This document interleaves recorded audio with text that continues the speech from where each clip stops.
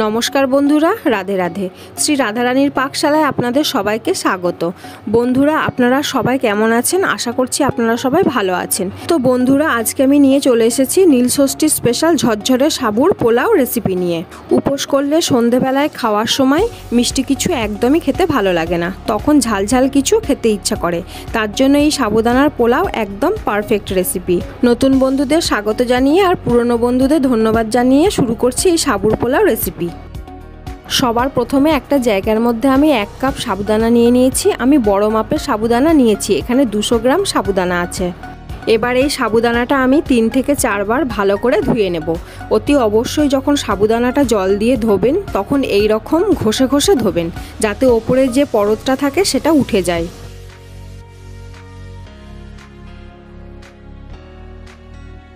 তো দেখছেন বন্ধুরা, সাবুটা ধোয়া হয়ে গেছে। এবার 1/4 কাপ জল আমি এতে দিয়ে দিলাম। সাবু যখন ভেজাবেন তখন অল্প জল দিয়ে ভেজাবেন, কারণ বেশি জল দিয়ে ভেজালে সাবু কিন্তু বেশি নরম হয়ে যায়। তাই 1 কাপ সাবুর জন্য 1/4 কাপ জলই কিন্তু যথেষ্ট।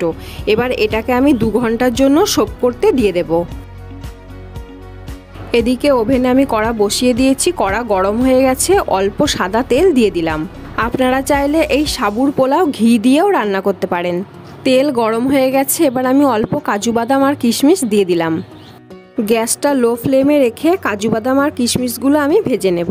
কাজু বাদাম আর কিশমিশ ভাজতে বেশি সময় লাগে না, মিনিট খানেক নেড়েচেড়ে একটা জায়গায় তুলে নেব।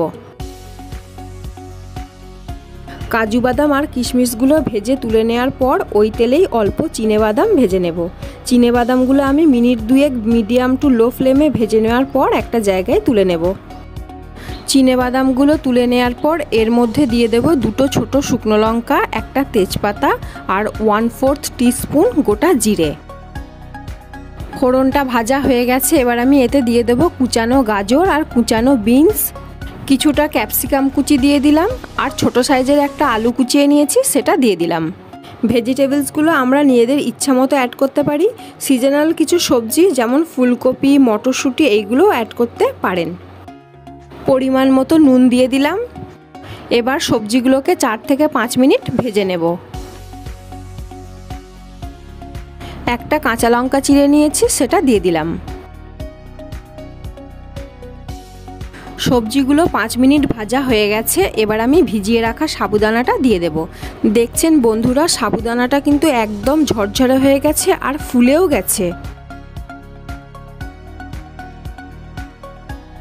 এবার দিয়ে দিলাম ভেজে রাখা চিনেবাদাম। এবার আমি দিয়ে দিলাম 1 টেবিল চামচ চিনি। মিষ্টিটা আপনারা আপনাদের পছন্দ মতো দিয়ে নেবেন। যেহেতু এটা পোলাও তাই মিষ্টি মিষ্টি স্বাদটা ভালো লাগবে। এবার দিয়ে দিলাম ভেজে রাখা কাজু বাদাম আর কিশমিশ। সাবুর পোলাও রান্না হয়ে গেছে, এবার আমি গ্যাসটা বন্ধ করে দিলাম। এবার আমি এতে দিয়ে দিলাম 1 চা চামচ গাওয়া ঘি। ঝরঝরে সাবুর পোলাও তৈরি হয়ে গেছে।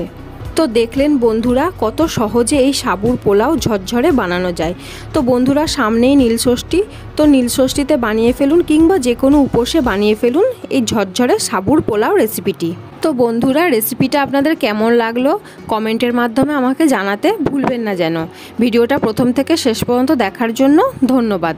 দেখা হবে আবার অন্য একটা নতুন রেসিপি নিয়ে। আপনারা সবাই ভালো থাকবেন, সুস্থ থাকবেন। রাধে রাধে।